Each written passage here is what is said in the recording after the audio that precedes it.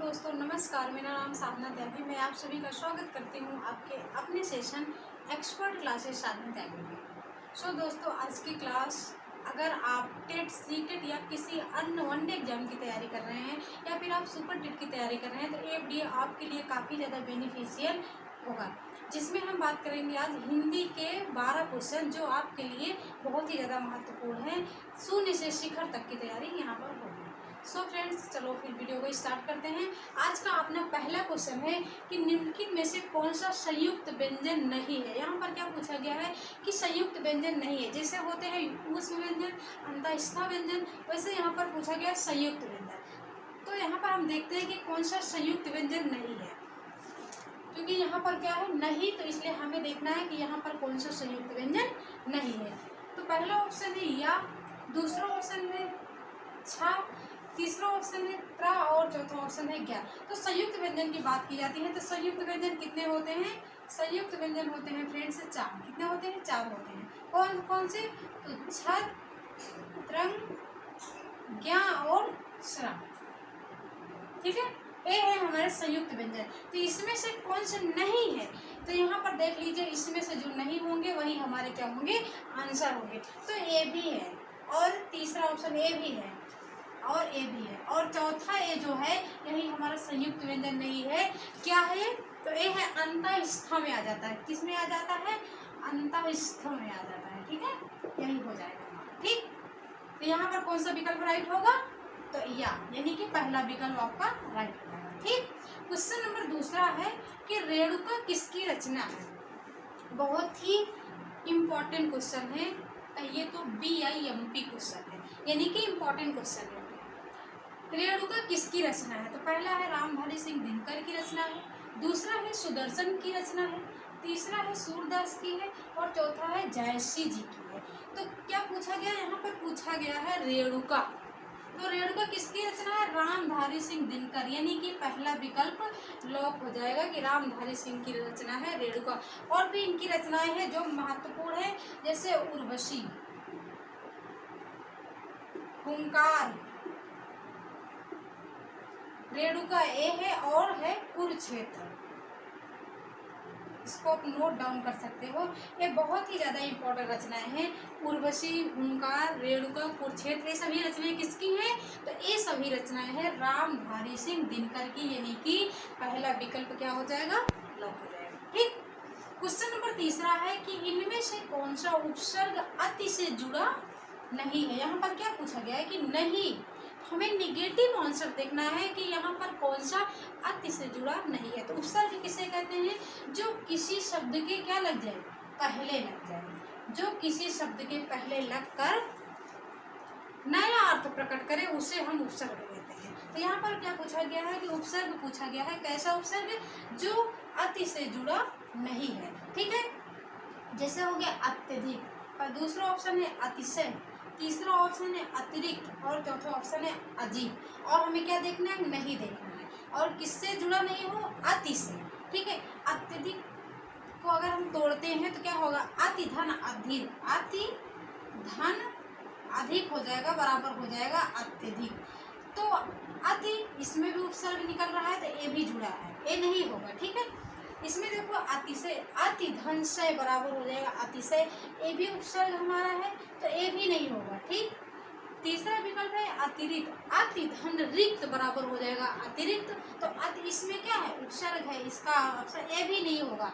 ठीक, तो यहाँ पर चौथा विकल्प होगा अजीब, यही हमारा राइट हो जाएगा कि अजीब जो है अति से जुड़ा नहीं है, यानी कि चौथा विकल्प क्या हो जाएगा? लॉक हो जाएगा। ठीक, फ्रेंड्स, अगर अभी तक आपने वीडियो को लाइक नहीं किया है तो लाइक कर दीजिए। अगर आप प्लेटफॉर्म में पहली बार जुड़े हैं तो चैनल को सब्सक्राइब जरूर कर दीजिए, साथ ही बेल आइकन को प्रेस कर दीजिए, जिससे वीडियो को नोटिफिकेशन आपको मिलता है। ठीक है, क्वेश्चन नंबर 4 है कि सुरेंद्र में कौन सी संधि है। यहाँ पर पूछा गया कि सुरेंद्र में कौन सी संधि है। सबसे पहले तो आप ये बताइए कि सुरेंद्र कौन सी संधि है। ठीक है, स्वर संधि है कि व्यंजन संधि है? तो हम आपको के जानकारी के लिए बता दूं, सुरेंद्र जो है वो स्वर संधि है। क्या है? स्वर संधि है। यहाँ पर जो भी ऑप्शंस दिए गए हैं वो सभी स्वर संधि के हैं। ठीक है। और सुरेंद्र कौन सी संधि है? तो स्वर संधि है। स्वर संधि में आपको देखना है कि स्वर संधि में सुरेंद्र कौन सी संधि है। ठीक, तो हमारी ट्रिक है, अगर आपने वीडियो नहीं देखी होगी तो डिस्क्रिप्शन बॉक्स में लिंक है, वहाँ पर जाइए, वहाँ पर आपको स्वर संधि की वीडियो मिल जाएगी आसान ट्रिक द्वारा। ठीक है, तो ट्रिक क्या है कि सुरेंद्र, पहला ऑप्शन है कि गुण संधि है, दूसरा है कि यड़ संधि है, तीसरा है कि आयादी संधि है और चौथा ऑप्शन है कि दीर्घ संधि है। ठीक है, सुरेंद्र यहाँ पर देखिए कि वर्ड के ऊपर यानी कि क्या लगा है? एक मात्रा लगा है, यानी कि जब किसी डंडे के ऊपर एक मात्रा लग जाए तो कौन सी संधि होती है? तो वो संधि होती है गुण संधि। कौन सी संधि होती है? गुण संधि। ठीक है, तो यहाँ पर क्या लगा? वर्ड के ऊपर एक ही मात्रा तो लगा है, जब एक मात्रा लगा है क्या हो जाएगा? यहाँ पर पहला विकल्प लॉक हो जाएगा, गुण संधि हो जाती है। ठीक है, दूसरा ऑप्शन है यड़ संधि। यड़ संधि की बात की जाए तो या, रा, ला, वा के पहले अगर कोई आधा वर्ण आता है तो वहाँ पर क्या हो जाएगा? यड़ संधि हो जाएगा। ठीक है, तीसरा ऑप्शन है अयादी संधि। अयादी संधि का ट्रिक है कि अगर किसी वर्ण में आपको सबसे पहले तो आपको जो भी शब्द मिलेंगे अयादी संधि के, वो मिलेंगे तीन शब्द मिलेंगे, यानी कि उसमें तीन ही वर्ण रहेंगे। ठीक है, तीन वर्ण आपको मिलेंगे संधि में। जैसे हो गया पवन, इसमें कितने वर्ण है? तीन है, पा है, वा है, ना है। और दूसरी ट्रिक क्या है कि इसमें अक और अन आपको हमेशा मिलेगा। जब अक आ जाए, अन आ जाए, जैसे पवन है तो पो धन अन बराबर पवन हो जाएगा। पवन, हवन, अगर कोई भी आपको कोई वर्ण अगर तीन मिल जाए तो वहाँ पर कौन सी संधि होगी? तो अयादी संधि हो जाएगी। और याद रखना इसमें अक और अन आपको हमेशा मिलेगा। जब अक और अन मिल जाए तो समझ लीजिए कि अयादी संधि। दीर्घ संधि में क्या होता है कि जब किसी दो एक मात्रा बड़ा आ जाए, बड़ी ई आ जाए, बड़ा ऊ आ जाए तो समझ लीजिए कि वहाँ पर दीर्घ संधि। दीर्घ का मतलब होता है बड़ा। ठीक, तो यहाँ पर फिलहाल कौन सी संधि होगी? तो गुण संधि होगी। जी, जब किसी वर्ण के ऊपर एक मात्रा लगी हो तो वहाँ कौन सी संधि हो जाती है? गुण संधि हो जाती है। ठीक, पहला विकल्प लॉक हो जाएगा। क्वेश्चन नंबर 5 है कि समास में किसका मेल होता है? ये जानना बहुत जरूरी होता है कि समास में किसका मेल होता है, संधि में किसका मेल होता है। इसमें दोनों में बहुत ज़्यादा कंफ्यूज होते हैं बच्चे कि समास में किसका मेल होता है और संधि में किसका मेल होता है। मेल की बात जब की जाए तो पहला है शब्दों का मेल होता है, दूसरा है वर्णों का मेल होता है, तीसरा कि शब्दों और वर्णों का दोनों का मेल होता है, यानी कि ए बी दोनों दिया गया है, और चौथा ऑप्शन है इनमें से कोई नहीं। तो बता दूं आपको, समास में शब्दों का मेल होता है और संधि में क्या होता है? वर्णों का। ठीक है, समास में क्या होता है? शब्दों का मेल होता है। तो यहाँ पर पहला विकल्प आपका लॉक हो जाएगा कि शब्दों का मेल होता है तभी समास होता है। क्वेश्चन नंबर 6 है कि इनमें से कौन सा अयादी संधि का उदाहरण नहीं है? यहाँ पर देखना है कौन सा नहीं है। अभी हमने आपको बताया कि जिसमें आपको तीन वर्ण मिल जाए वो संधि कौन सी होती है? अयादी संधि होती है। और यहाँ पर क्या पूछा गया कि कौन सा नहीं है, तो आप तीन वर्ण को ढूंढ लीजिए। पवन है, पवन में कितने वर्ण है? तीन है, तो ये तो है भी गया। दूसरा है भवन, ये भी है। अगर पवन का संधि विच्छेद किया जाए क्या हो जाएगा? वो धन अन बराबर क्या हो जाएगा? पन हो जाएगा पवन। जैसे अन आ जाए, अक आ जाए तो क्या हो जाएगा? आदि संधि हो जाए। भवन में क्या हो जाएगा? भो धन अन हो जाएगा बराबर भवन हो जाएगा। पावन है तो क्या हो जाएगा?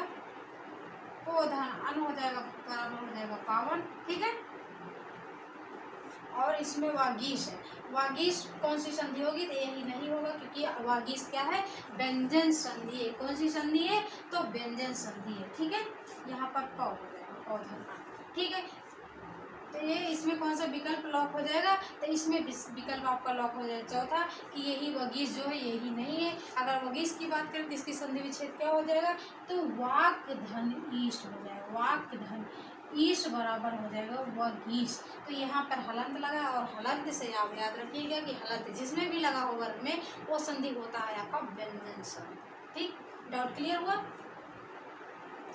क्वेश्चन नंबर 7 है कि इनमें से कौन सा शब्द स्त्रीलिंग है? स्त्रीलिंग मीन्स जो फीमेल की आवाज़ निकाले। तो यहाँ पर पूछा गया कि इनमें से कौन सा वर्ड है जो स्त्रीलिंग है। ठीक है, शब्द तो पहला है हवा। स्त्रीलिंग और पुल्लिंग को पहचानने का सबसे अच्छा तरीका है कि आप उसको अपने शब्दों में प्रयोग कर लीजिए। ठीक है, तो पहला है हवा, दूसरा है कभी, तीसरा है एक भी, दोनों और चौथा है इनमें से सभी क्या है, सही है। तो स्त्रीलिंग का मतलब होता है जो स्त्री यानी कि फीमेल का साउंड निकाले। तो हवा चल रही है, कभी आपने सुना है कि हवा चल रहा है, तो इसका मतलब ये है कि हवा चल रही है, ये क्या है, फीमेल आवाज़ निकाले, तो ए हो जाएगा आपका स्त्रीलिंग। और कभी है, कभी क्या होता है, कभी पुल्लिंग होता है यानी कि मेल होता है, तो यहाँ पर ये तो होगा नहीं मेल। अगर यहाँ पर कवित्री होता तब आपका हो जाएगा स्त्रीलिंग, लेकिन यहाँ पर क्या है, पुल्लिंग हो जाएगा कभी, और अगर कवित्री होता तो हो जाता है आपकी स्त्रीलिंग। तो यानी कि पहला विकल्प आपका लॉक हो जाएगा कि क्योंकि पूछा गया स्त्रीलिंग तो हो जाएगा हवा चल रही है। अगर आप स्त्रीलिंग और पुल्लिंग को पहचानना है तो आप उसको अपने आवाज़ में, अपने शब्दों में प्रयोग करोगे तो आपका आंसर क्या निकलेगा, फटाफट निकल जाएगा। ठीक है, यहाँ पर पहला विकल्प लॉक हो जाएगा। क्वेश्चन नंबर 9 है कि वह गरीब है फिर भी अच्छा है। क्या पूछा गया कि वह गरीब है फिर भी क्या है, अच्छा है। फिर भी यहाँ पर क्या है, फिर भी अच्छा है। इसमें कौन सा वाक्य है, वाक्य कितने होते हैं, 3 होते हैं, सरल वाक्य, संयुक्त वाक्य और मिश्र वाक्य। तो यहाँ पर क्या पूछा गया, फिर भी अगर किसी वाक्य में क्या आ जाए, किंतु आ जाए, परंतु आ जाए, लेकिन आ जाए, तथा आ जाए, फिर भी आ जाए, अथवा आ जाए, ये सभी वाक्य क्या हो जाते हैं, ये सभी वाक्य हो जाते हैं संयुक्त वाक्य। जिसमें 2 या 2 से अधिक वाक्य वापस आपस में जुड़े होते हैं वो सभी क्या होते हैं, संयुक्त वाक्य। और यहाँ पर क्या पूछा गया, फिर भी, अगर यहाँ पर फिर भी आ जाए, किंतु आ जाए, परंतु आ जाए, सभी क्या हो जाएंगे, संयुक्त। और सरल वाक्य में क्या होता है, एकदम सिंपल सेंटेंस, एक उद्देश्य और एक विधेय होगा, जैसे चिड़िया उड़ रही है। ठीक, और मिश्र वाक्य क्या होता है कि इसमें बहुत सारे वाक्य आपस में मिले होते हैं।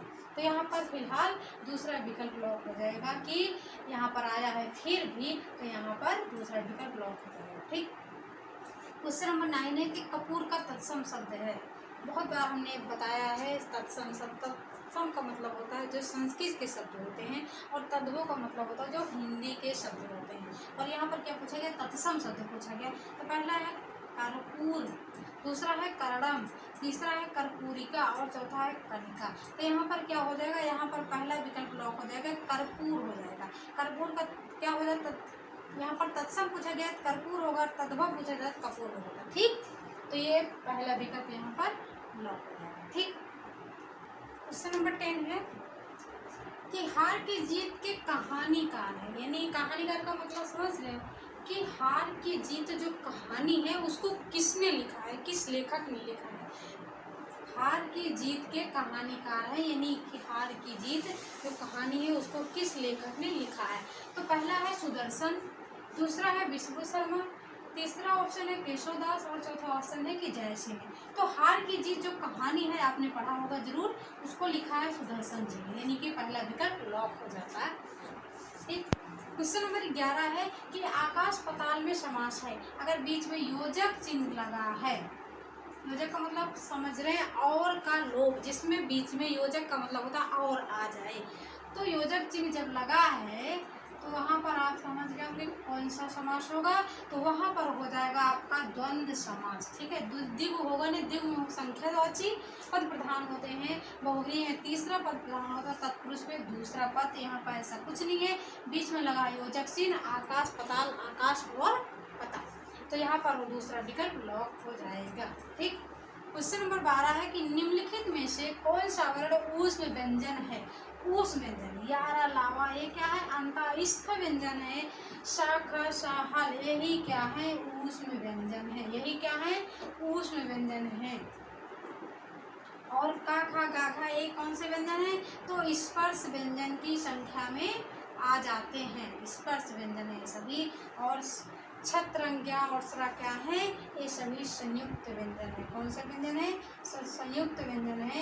यहाँ पर क्या पूछा गया है, उस व्यंजन, तो यानी कि दूसरा विकल्प लॉक हो जाएगा, शाखा शाहा। सो दोस्तों ये थे आपके टॉप लेवल के 12 क्वेश्चन, जिसको हमने कराया सुपरफास्ट तरीके से 10 मिनट में। तो दोस्तों आपको वीडियो कैसी लगी? अगर अच्छी लगी तो लाइक ज़रूर करना। अगर आप प्लेटफॉर्म में पहली बार जुड़े हैं तो चैनल को सब्सक्राइब करना, साथ ही बेल आइकन को प्रेस करना, जिससे वीडियो का नोटिफिकेशन आपको मिलता है। Thanks for watching video. This is Sadhana Tyagi, expert classes.